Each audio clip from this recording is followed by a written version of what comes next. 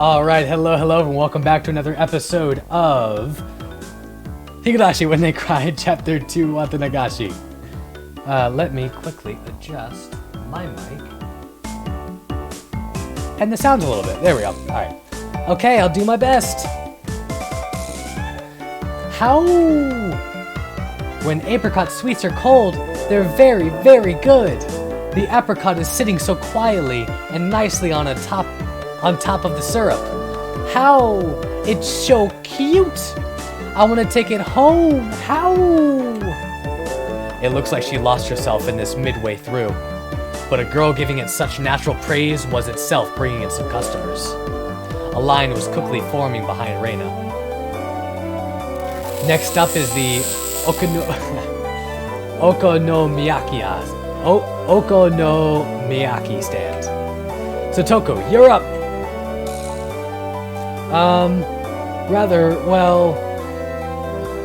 The crunch of the fried tempura batter mixed with the yakisoba is simply to die for. With a huge piece of bacon laid on top, when you bite into it, it all comes flooding out. Chomp, chomp. Yeah! That's frickin' great! Now I want to try some too. Then a huge line formed at my words. What on earth is this? So basically, all these onlookers are just following us around to look to all the stands. When people hear about food from others, and then try for themselves, it tastes a lot better than it normally would. So that's it. Even Rika-chan was gorging herself on the food, getting sauce in the bibs she'd put on to prevent her shrine maiden outfit from getting dirty. Nice! The older guys are getting into it. Okay, Kei-chan, which one should I do? Right, Mion. You go to the stand next to that. Show them the depths of your power. Huh? But Kei-chan, the stall next to it, that is... Whoops. A goldfish scooping stand. A bit out of our element. No, as club president, I won't flee no matter who or what my opponent is. Let's get started. I look forward to a splendid performance, Mion-san. The onlookers were also watching Mion with hopeful eyes. Welcome, welcome. Here's your net and bowl. Okay, here we go. The goldfish are energetic today. They look really delicious. Small things like these, you could crunch them down whole. Da-da-da-da-da-da-da-da. Mutter, mutter. Mion-san, what in the world are you saying? Mi-chan, you eat them? Did you eat the one Reina caught last year too? No, I didn't say anything like that. Mion's face went red and she shook it vehemently in denial. Well, I mean, you just said so yourself that they really look delicious. Yes, you did indeed say so. My sister is omnivorous. She eats anything that can go in her mouth. If they taste good, then maybe I'll try one next time. No! Rika-chan, don't! You'll get sick! Wait a second. Hey, what the hell? Shion, how long have you been here? Hey, Kei-chan, Mion, everyone, good evening. Where did you come from, Shion? I've been here since the bit with the yakisoba. You were all so loud that I found you right away. Jeez. You've got nothing to do with this, do you? Do you? Go somewhere else already. Jeez, Mion, don't treat me so cruelly. Right, Kei-chan? You're okay with me being here, right? She asked, grabbing my arm and pushing her chest into it. Bounce. Da-da-da-da-da-da-da-da. Kei-chan, you're a pervert. Your nose is bleeding. When you squish a jelly donut, the jelly comes out, right? It's the same. This isn't something I have any control over. Heh, is that right? Then will more come out if I squeeze harder? Hey! Squeeze. Shion's Her cleavage, it's right up against my chest. Yep. Yeah! Shion, what the heck are you trying to do? How vulgar. I seem to have misjudged you. What about my flat chest? Rika-chan clasps on my other arm too, rub. A plentiful, plump feeling on my left shoulder, and the sour sensation of a young, unripe fruit on my right. Ha! How? Boom, boom, bang! Shion, Rika-chan, and I, our faces now bruised, fell to the ground, limbs sprawled. Nice job, Reina. Everyone's so dirty. How? Reina punched me. It really hurts. Rika, you get what you deserve. Sheesh. Now that Shion was here, the energy around us had increased by 120%. Your friends are so much fun, Mion. I never get bored of them. Ah, right. If you weren't here, it would be more fun, you know.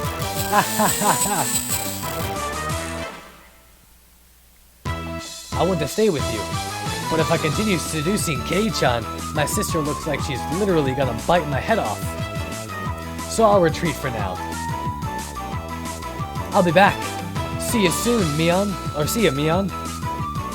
Don't be back. Get the salt. Someone get the salt.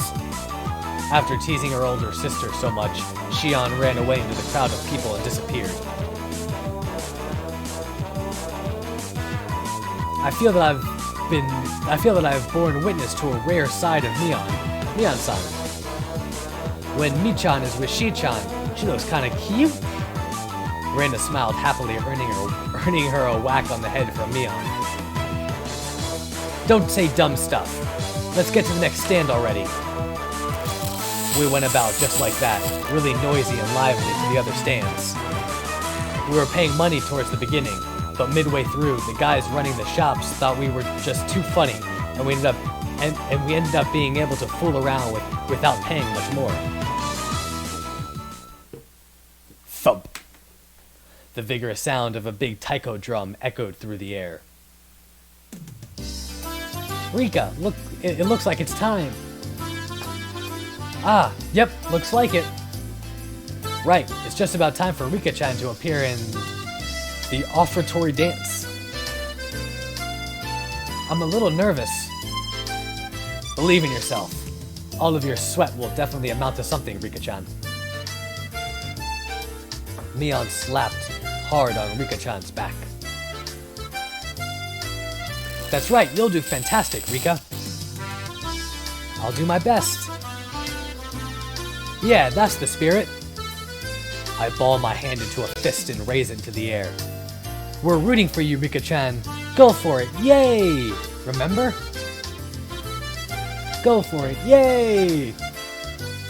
Rika-chan gave the best smile I'd ever seen, then pivoted on her heel and ran off. Okay, we should get going too. Right, let's cheer her on. You mustn't keep silent during the performance. Or you must keep silent during the performance. I got it, jeez. I rubbed a hand through her hair. She was worried about her good friend up to the end. Then we'd better hurry. All the good spots will be taken. Come on. Mion ran off and everybody else followed a moment later. A large amount of people had already clustered into the tight space to watch the edifying dance.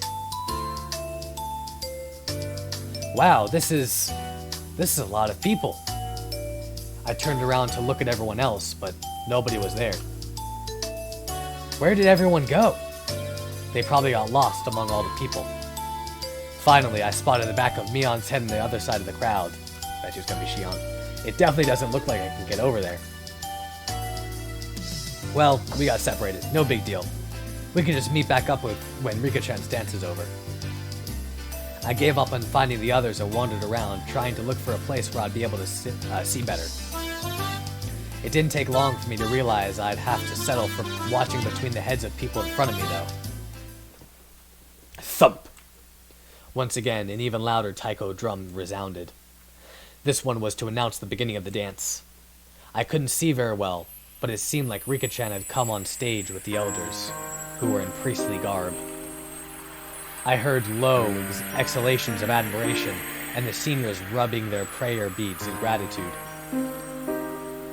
Everyone's heads were in the way, and I couldn't see. It was really frustrating.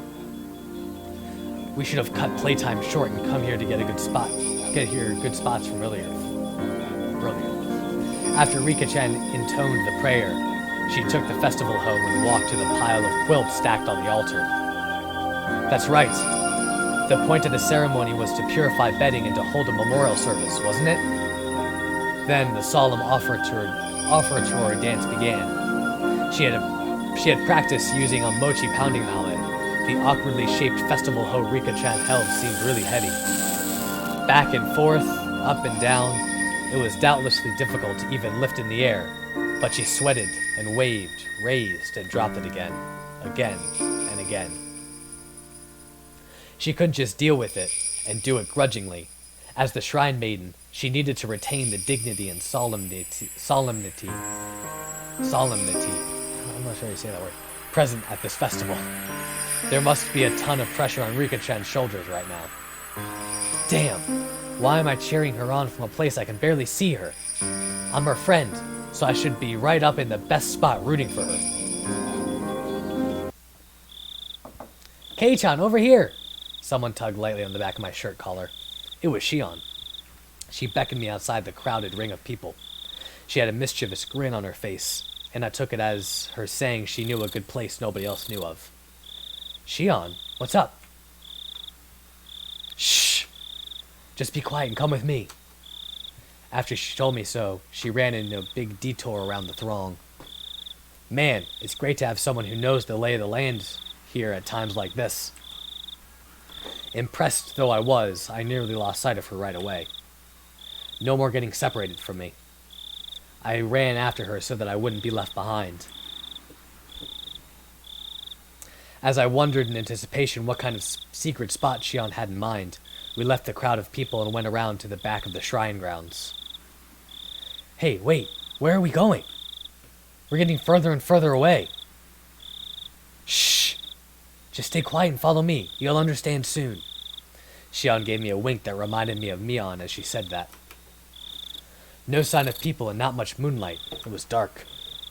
We'd gotten pretty far away from the crowd of people on the shrine grounds. How are we supposed to see Rika-chan's dance from here? I see. There's some high spot around here, isn't there? Like a rooftop or somewhere we can look down at it, right? What? Why do we have to climb onto the roof? Well, how else are we supposed to see Rika-chan's dance? It's not that. We're going to be making out or something. Did you really want to see Rika-chan's dance? Kei-chan, could it be that your strike zone is really low? I don't think we're understanding each other here. Weren't you going to show me somewhere I could see Rika-chan's dance from easily? No. What? Who made that promise? Nya! What's going on? Why me? Why do I always misunderstand Shion? Is it my fault? Yes, it is. Am I just reading the wrong things into it? Yes, you are. Then why did you call me all the way out here? With an expression that indicated that she wasn't fooling around, Shion pressed her index finger to my lips and she slowly and quietly. This place is a dark, dead, empty spot. You can't see it from the festival grounds, and now, a male and female of the same age are all alone together. Eh? Could this be? Shion, she's not planning something crazy again, is she? Shh. Look over there. See? Maybe not. Shion whispered, pointing into the dark underbrush. And there we saw two figures, one male and one female. What? What's that? Oh no, those people that have been disappeared. Is that? We're right at the scene of a rendezvous, of course. Okay, no good. See? Look closely. Can you tell who they are? I peered intently into the dark at Shion's suggestion. Oh, it's Tomitake-san and Takano-san. The two of them were clearly breathing quietly and glancing around to make sure nobody knew they were there as they crouched before the entrance to a wooden storehouse-like building. Wait, Shion. Could this be what you wanted to show me? Kei-chan. You can't see Rika-chana's dance any year, but you won't ever get another chance like this, okay? Wait. Are we gonna watch them, or are they gonna do something? What? Okay. We'll see what happens. I had thought the Sonozaki sisters each had their own personalities, but at times like this, they seemed all too similar. I'm going back. Don't call me for something like this again. Ah, if you move now, they'll see us. At our noisy argument, Takano-san suddenly turned around.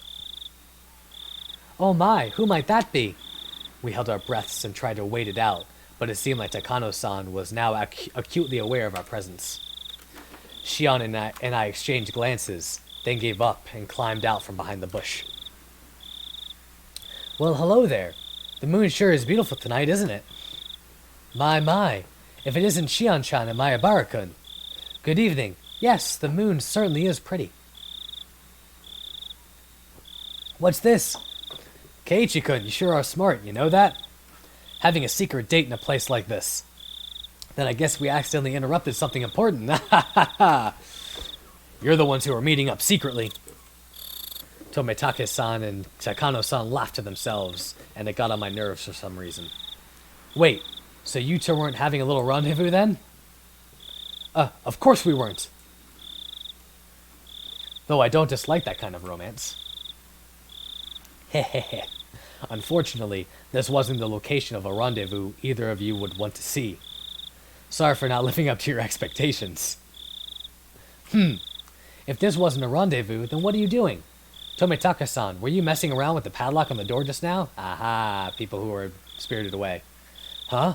After she said that, I looked at the two of them again, and I definitely saw it. They were hunched in front of a warehouse door, fiddling with a pretty heavy-looking padlock. Guess we've been found out, huh? We were trying to break into the warehouse. But don't tell anyone, alright? Don't tell anyone? Are you thieves or something? Now they're trying to find out about the people who were spirited away. I demanded unthinkingly just because of how absently Tomitake-san was grinning. Nah, never. Thieves are people who steal things, right? It's not like we were trying to take anything out of here. Oops.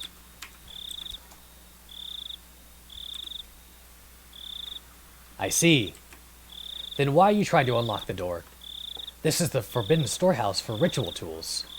They say only the Furude family and a mere handful of others are allowed in. Forbidden storehouse? I took a few steps back at that and looked on the entire warehouse. It certainly looked like one. Built removed from any signs of people, almost as if in secret. It was filthy, revealing how little it was ever opened.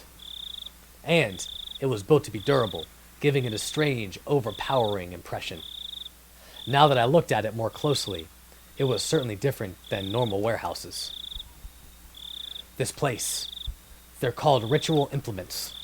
Basically, this is a warehouse where they store such tools used in rituals. Well, more accurately, maybe it's a temple where the implements are enshrined. The ritual Ho Rika-chan is using for their offertory dance was inside here until today. Of course, if anyone but the Furude family enters, they bring impurity into it, so absolutely no one is allowed a single step inside. It's a sanctuary. Shouldn't we absolutely not be coming to a place like this then? However, Takano was wearing a childlike expression, an innocent smile at best, and terribly cruel grin at worst. I told you I was researching Hinamizawa's folktales and legends out of interest in them, didn't I? A lot of answers to questions I'm curious about are hidden away inside of here. I've waited all this time until today for this chance. A chance. Everybody's eyes were fixed on the dance at the shrine grounds today. This was the ultimate blind spot. Ha! I see. I didn't know you had lockpicking skills, Tomitake-san. Stop it. I don't want to be doing this, okay? Sorry for taking you along with me, but this was all thanks to you, Jiru-san. I really am grateful. Sheesh. This is the only time, understand, Takano-san? I don't want to be sneaking into places like this. Hehehe. You really are a good person, Jiro-san. Kerklink! Tomitake-san undid the padlock and placed it to the side. It's open. Thank you. At long last. Takano-san gulped with an unusually excited air about her. She gave the heavy door a shove. The sharp smell of mold and dust flowed out from the gap in the doors.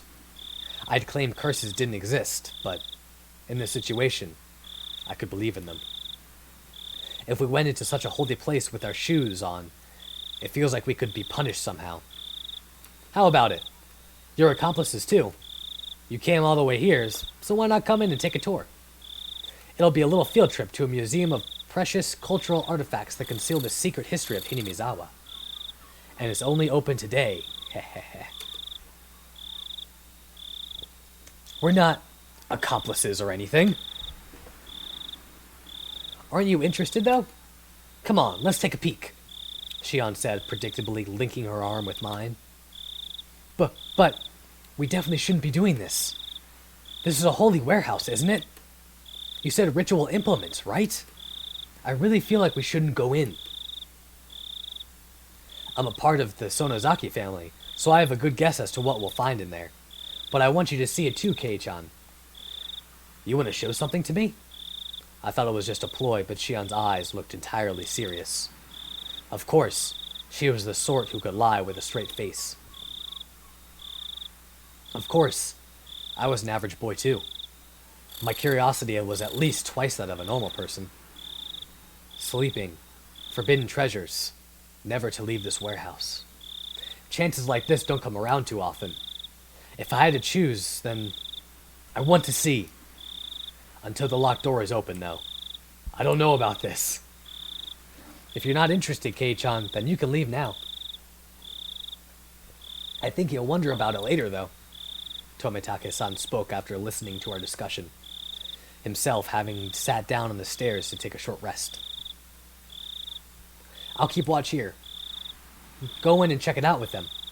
I'm not too interested, but it might be pretty interesting for a young guy like you, Keiichi-kun.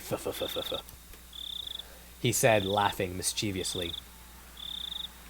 There was no ill will in his laughter. Tomitake-san, do you know what's in here? Kind of. Takano-san told me all about it. Must be a pain to have to go along with your companion's unique hobbies, huh? Tomitake-san didn't answer that, only responding with a pained smile. Takano-san had this kind of scary air about her, like she'd drop absolutely everything else for something she had an interest in, and go straight for it, but Tomitake-san, on the other hand, seemed like the gold standard of what a normal person should be like. Oh, should be. Having him tell me so frankly to go check it out suddenly made the guilt feel lighter. Okay, but just a little. If it's not interesting, I'm leaving. You got it. Shion gave me another Mion-like wink. Looks like we're decided. Shall we go inside? Jiro-san, we'll leave this to you. Tomitake-san waved his hand to see us off.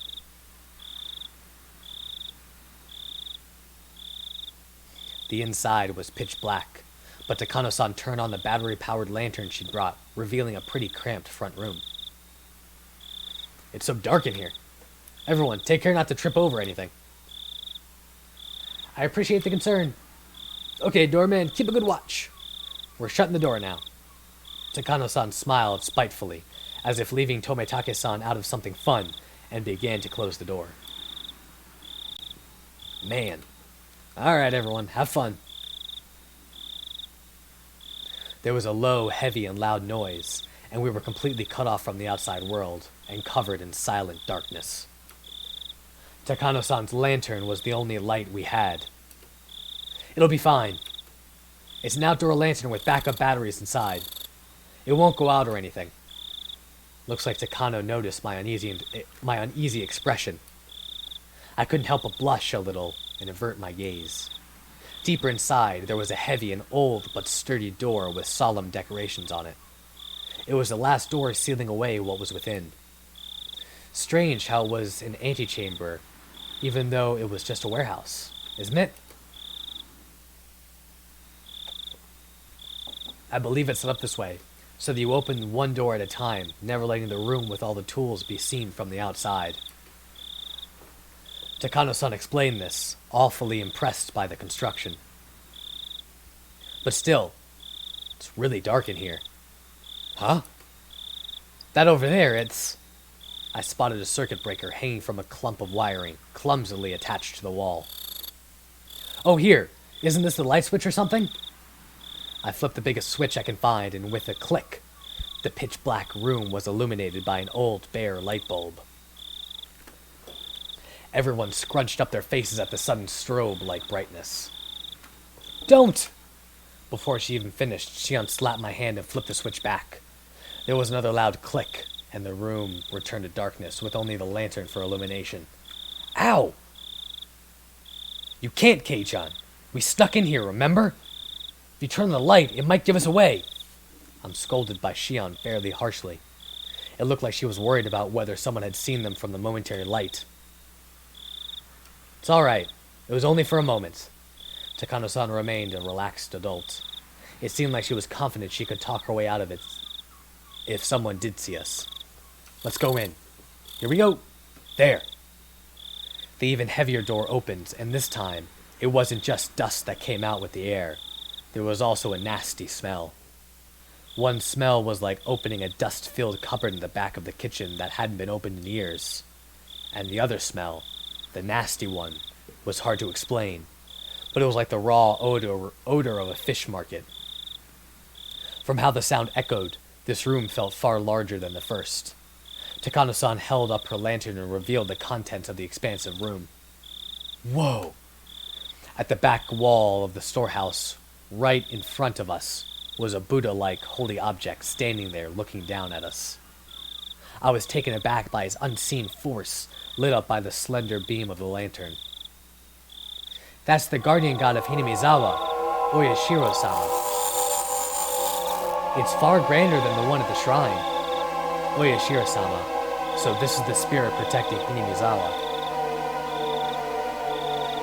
The one guarding the holy land of Hinamizawa from the impurities of the outside world, and the one delivering punishment after punishment upon those who attempted to sully the land with the dam construction.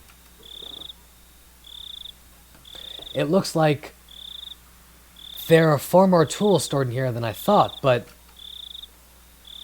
this is so sad. None of them have been maintained. How unfortunate that they're in such a state. Even in the dim light, I could see a lot of strange objects lining the walls, ceiling, and shelves. Takano-san, speaking as if in a trance, was infatuated by the various implements filling the dark room. They weren't festival-like or traditional, but instead, this was more like the workshop of a blacksmith or a carpenter. There were a lot of large wooden and metal tools packed in here. Putting it bluntly, it was all pretty boring stuff. I'd imagined there were more artistic things in here from the Heian period, but these are a far cry from being cultural artifacts. My expression betrayed my dashed hopes, and they caught on right away. Oh, is this not interesting for you?